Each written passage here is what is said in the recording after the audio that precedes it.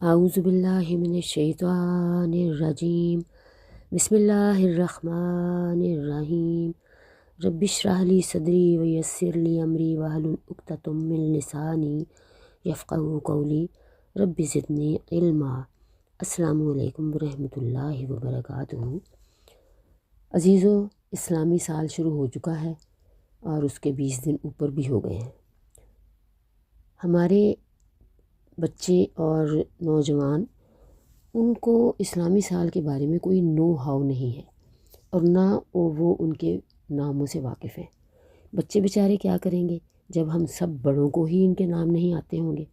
تو چلیے ہم آج آپ کو ذرا زیادہ ڈیٹیل سے ان مہینوں کے نام بھی بتاتے ہیں، اور یہ بھی آپ جانیے کہ یہ کب کب آتے ہیں، کب اسلامی کیلنڈر وجود میں آیا، یہ بھی آپ کو بتائیں گے۔ تو عزیزو، اللہ تعالیٰ نے جب سے دنیا کی بنیاد رکھی، یعنی دنیا کو بنایا، دنیا، زمین، چاند، ستارے اور سب کچھ کائنات بنائی، تو اس نے اس وقت 6 سال کے 12 مہینے ہی رکھے تھے۔ 12 سولر اور 12 ہی لونر، دونوں ہی 12 مہینے ان کو تخلیق کیا اللہ تعالیٰ نے، یعنی سولر شمسی اور لونر قمری۔ سولر کے 12 مہینوں کے نام تو ہم سب کو یاد ہیں، کیونکہ دنیا کا سسٹم انہی مہینوں سے چلتا ہے۔ لونر یعنی قمری مہینے، صرف ہم ان مہینوں کو جانتے ہیں جو ہم فزیکلی پریکٹس کرتے ہیں، یعنی رمضان المبارک، محرم الحرام، ربیع الاول، شعبان، ذی الحج۔ ان کے علاوہ بہت کم لوگوں کو باقی مہینوں کے نام سے واقفیت ہوگی۔ تو چلیے ہم سارے مہینوں کو دہراتے ہیں۔ تو پہلے نمبر پہ ہے محرم الحرام، دوسرے نمبر پہ ہے صفر المظفر، اور تیسرے نمبر پر ہے ربیع الاول، چوتھے نمبر پہ ہے ربیع الثانی، نمبر 5 جمادی الاول، نمبر 6 جمادی الثانی، نمبر 7 رجب المرجب، نمبر 8 پر ہے شعبان المعظم، اور نمبر 9 پر ہے رمضان المبارک، نمبر 10 پر ہے شوال المکرم، اور نمبر 11 پر ہے ذی القعدہ، اور نمبر 12 پہ ہے ذی الحجہ۔ یہ ہو گئے ہمارے 12 مہینے، قمری مہینے پورے ہو گئے۔ اب جو ترتیب ہم نے آپ کو بتائی ہے، اس میں پہلا نمبر کسی مہینے کا بھی نہیں تھا، حالانکہ مہینے 12 ہی تھے۔ سیدنا عمر فاروق رضی اللہ تعالیٰ عنہ کا زمانہ خلافت تھا۔ ان کے پاس ایک تحریر آئی جس میں مہینہ شعبان کا لکھا ہوا تھا۔ سیدنا عمر فاروق نے پوچھا کہ یہ کون سا شعبان ہے، اس سال والا یا گزشتہ سال والا، کیونکہ اس میں کوئی سن نہیں تھا۔ سیدنا عمر فاروق رضی اللہ تعالیٰ نے بڑے عالم و عاقل صحابہ کرام کی میٹنگ بلائی اور انہیں ساری پوزیشن سے آگاہ کیا اور اس مسئلے کا حل دریافت کیا۔ اسی اثناء میں سیدنا ابو موسیٰ اشعری نے ایک خط سیدنا عمر فاروق کو تحریر کیا کہ آپ جب اپنے گورنروں کو یا حاکموں کے پاس کوئی خط یا فرمان بھیجتے ہیں تو ان میں کوئی تاریخ اور سن نہیں لکھا ہوتا۔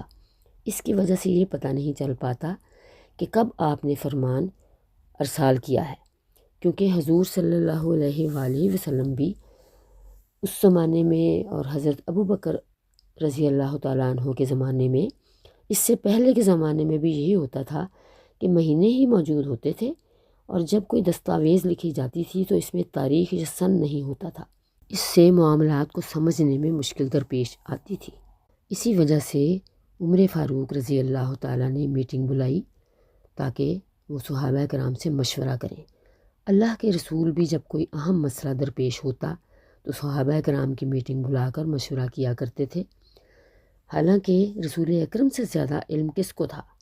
کسی کو بھی نہیں، مگر پھر بھی آپ صحابہ سے مشورہ ضرور کیا کرتے تھے۔ چنانچہ نبی صلی اللہ علیہ وسلم کی پیروی کی گئی اور عمر فاروق رضی اللہ تعالیٰ نے صحابہ کرام کے سامنے یہ مسئلہ رکھا کہ اس کا حل کیسے نکالا جائے۔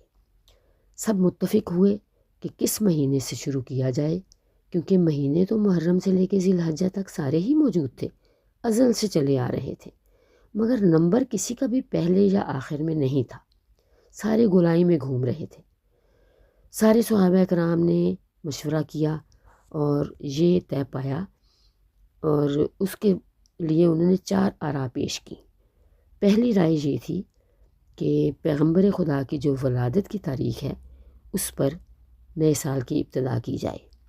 دوسری رائے یہ تھی کہ جس سال میں محمد صلی اللہ علیہ وسلم کو نبوت عطا کی گئی اس سے سال کا آغاز کیا جائے۔ تیسری رائے یہ تھی کہ جس سال میں حضور صلی اللہ علیہ وسلم کی وفات ہوئی، یعنی آپ جس سال پردہ فرما گئے، اس سے اسلامی سال کا آغاز کیا جائے۔ اور چوتھی رائے یہ تھی کہ جس سال حضور اکرم صلی اللہ علیہ وسلم نے مکہ مکرمہ سے مدینہ منورہ ہجرت فرمائی اس سال سے آغاز کیا جائے اسلامی سال کا۔ سیدنا عمر فاروق رضی اللہ تعالیٰ عنہ کو چوتھی رائے پسند آئی اور 3 پہلی آراء کو رد کر دیا گیا، اور سیدنا علی رضی اللہ تعالیٰ عنہ اور سیدنا عثمان رضی اللہ تعالیٰ عنہ کی رائے سے چوتھی رائے کو حتمی قرار دے دیا گیا۔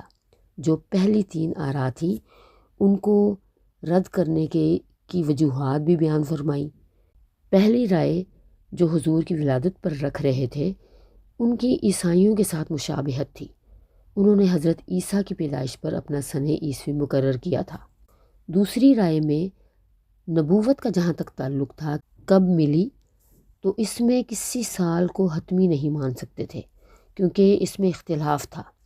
حضور صلی اللہ علیہ وسلم کو نبوت کون سے مہینے میں کون سے سال میں ملی اس میں بھی اختلاف تھا۔ تیسری رائے کے مطابق حضور کی وفات کوئی ایسی خوشی کی خبر نہیں تھی کہ اس پر اسلامی کیلنڈر کا آغاز کیا جاتا، خاص طور پر ان کے لیے جو اس وقت حضور صلی اللہ علیہ وسلم کے بغیر موجود تھے۔ آقائے دو جہاں کا غم ان کے لیے جان لیوا تھا، اس سے سال کا آغاز کرنا بالکل نامناسب تھا۔ اسی لیے چوتھی رائے سب سے زیادہ مناسب محسوس ہوئی، کیونکہ آقائے دو جہاں کے منتخب کیے ہوئے فرما روا اور ان کے ساتھی اس وقت خلافت میں شامل تھے، ان سب کی دور اندیشی اور سیدنا علی رضی اللہ تعالیٰ عنہ، سیدنا عثمان رضی اللہ تعالیٰ عنہ اور دیگر صحابہ کرام کی مشاورت سے حضور اکرم صلی اللہ علیہ وسلم کی ہجرت کو بنیاد بنایا گیا اور محرم الحرام کو سال کا پہلا مہینہ قرار دیا۔ ایک سوچنے والی بات یہ ہے کہ ہجرت کا مطلب کیا ہوتا ہے کہ ایک جگہ کو چھوڑ کر دوسری جگہ پر سکونت اختیار کرنا۔ یہ کوئی اتنی بڑی فضیلت والی بات نہیں تھی اسے بنیاد بنایا جاتا۔ اس سے بڑی فضیلت بدر کی فتح، حجۃ الوداع اور فتح مکہ جیسی اور بہت سے غزوات ایسے تھے جو حضور صلی اللہ علیہ وسلم کو فتوحات ملی تھیں، ان کو بھی سال کا پہلا مہینہ قرار دیا جا سکتا تھا، لیکن ہجرت کا موقع تھا وہ حضور صلی اللہ علیہ وآلہ وسلم کے لیے بڑی آزمائش اور بڑا ہی دلسوز واقعہ تھا۔ آپ صلی اللہ علیہ وسلم 13 سال تک اپنے ساتھیوں کے ساتھ قریش کے ظلم سہتے رہے، پھر اللہ تعالیٰ کے حکم پر اپنا گھر، اپنا علاقہ، اپنا شہر چھوڑ کر مکہ مکرمہ جیسے قیمتی شہر سے مدینہ منورہ کی طرف گامزن ہو گئے اور بڑا مشکل سفر طے کر کے محرم الحرام کا چاند وہاں طلوع ہوتا دیکھا آپ نے۔ اس واقعہ کو بنیاد اس لیے بنایا گیا کہ سیدنا عمر فاروق، سیدنا عثمان رضی اللہ تعالیٰ عنہ، سیدنا علی رضی اللہ تعالیٰ عنہ اور متعدد صحابہ کرام نہایت زیرک عقل مند تھے۔ اللہ تعالیٰ کی نصرت اپنے جوش میں تھی۔ وہاں پہنچ کر اسلام کی ترقی کا آغاز ہوا۔ حضور صلی اللہ علیہ وسلم نے دنیا کے مختلف فرما رواؤں کے نام خطوط جاری کیے، اسلام کا پیغام انہیں پہنچایا، اسلام تیزی سے پھیلنے لگا اور سب جگہوں سے مختلف قبیلوں کے وفود آتے گئے، اور ان میں بہت سے وہ قبیلے اور وفود تھے جو لڑائی چھوڑ کر صلح کے لیے آئے تھے، اس لیے اس مہینے کو انہوں نے ہجرت کی بنیاد مقرر کر دیا اور محرم الحرام اسلامی کیلنڈر کا پہلا مہینہ قرار پایا۔ محرم الحرام تو ازل سے ہی بڑا محترم تھا، حرمت والے مہینوں میں سے نمبر 1 مہینہ اللہ تعالیٰ نے محرم کو اپنا مہینہ قرار دیا ہے۔ یوم عاشورہ بھی شروع ہی سے تھا، بہت فضیلت عطا کی ہے اللہ تعالیٰ نے اس مہینے کو۔ تو عزیزو، امید ہے آپ کو کافی معلومات ملی ہوگی۔ ہمیں اجازت دیجیے، اللہ حافظ۔